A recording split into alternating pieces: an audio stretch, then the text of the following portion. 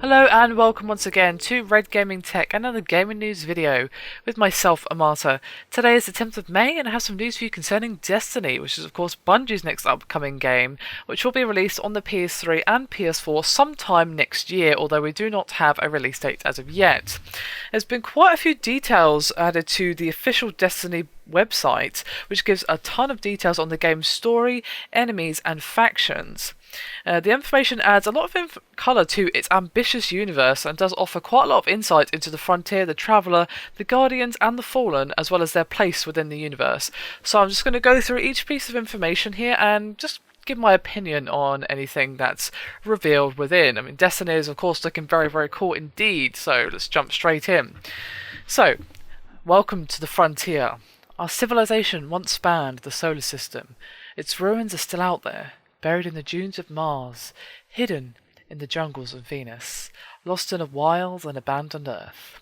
For centuries we've huddled under the safety of the Traveller, protected from our enemies. Now our new era has begun, and the only hope for our future lies in unlocking the greatest mysteries of our past. Now, the Traveller?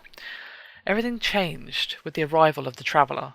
Long ago, it breathed new life into our system and began our golden age. But it did not last. Something hit us, knocked us down, tried to stamp us out. No one knows exactly what, but we do know this. Very few of us survived, and those who did owe their lives to the Traveller. The city? In our darkest days, humans, Exos, and Awoken found the Traveller where it made its last stand, low above Earth, silent and immobile. We built this city, our last, within its protective shields, fighting countless wars to keep its peace. From that dark age, the guardians of the city were born. And now comes some information concerning the Guardians, Warlocks, Titan, and Hunter. So I'll give you a little information about the kind of classes we're going to be seeing within the game. As for the Guardians, you are a guardian of the last safe city on Earth, able to wield some of the Traveller's incredible power. You are taking this mantle just as the new day dawns. Titans, Hunters, and Warlocks have finally returned to our long-lost worlds, only to find out that we are not alone. Warlocks have long studied the Traveller, mastering some of its arcane energies. Its true purpose still remains a mystery, but discovering truth has always driven you into the unknown. Now our enemies are the only thing that stands between you and the lost wonders of our golden age. Titan. The first Titans built the wall and gave their lives to defend it. Now you stand in the same high place, steadfast and sure, protecting all who shelter in your shadow. You hail from a long line of heroes, forged from strength and sacrifice. Our enemies may be deadly and merciless, but so are you. Hunter. Hunters once prowled the wilderness and wastelands, taking big risks for even bigger rewards. You're no outlaw, at least, not anymore, but making your own luck has always meant bending the rules. Your unique brand of daring and ingenuity is needed now more than ever. And we of course have some information about Earth and the Moon, so let's just go into the information about Earth. The wilderness beyond the walls of the city are ruined and corrupted, claimed by nature and our enemies. From the war-torn fortresses of the Twilight Gap to the skyward steppes of old Russia, evidence of our lost glory still litters the Earth, waiting to be discovered. The Moon? Early exploration attempts have proven too dangerous. The city has since classified Earth's moon as a forbidden zone. Now we have some information on Anemis. Beyond the safety of our walls, strange and deadly enemies now occupy our old worlds. Every day they grow bolder, probing the Traveller's shields for weaknesses, looking to stamp us out for good. And of course, the rest of this is pretty much enemies, and now we have the Fallen. The Fallen are a scourge, tirelessly engaged in a war against us and scavenging all that remains.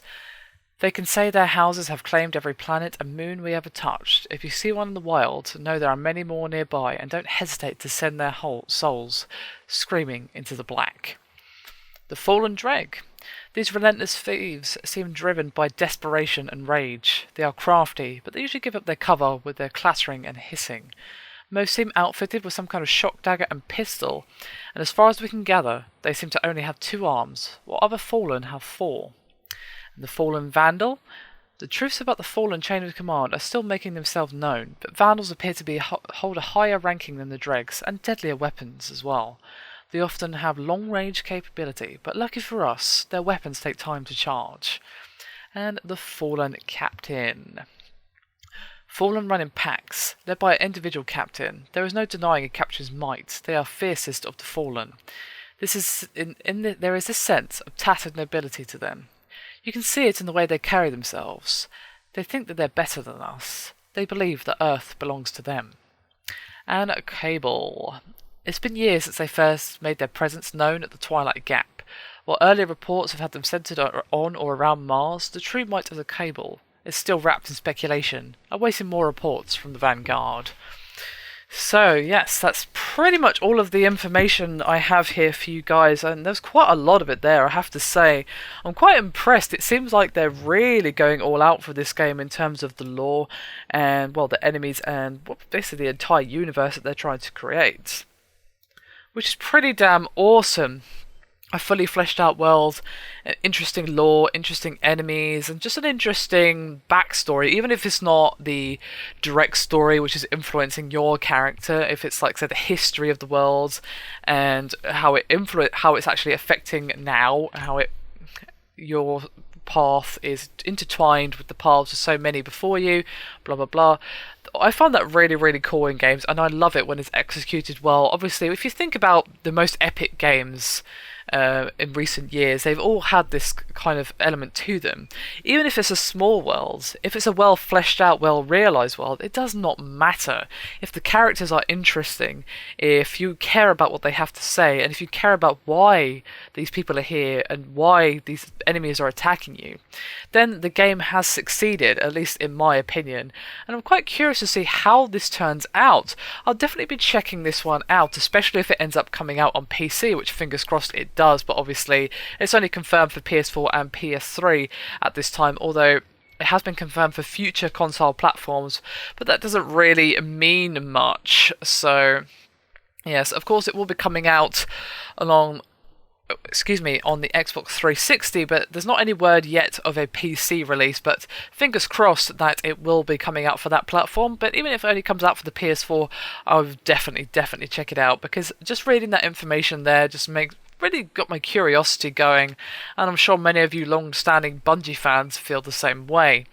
Anyway, that's me done for this video. Please do hit me up with any thoughts and opinions on what I've discussed here today. I'd be curious to see what long-time Halo/Bungie fans have to say about this game and your thoughts and hopes for it.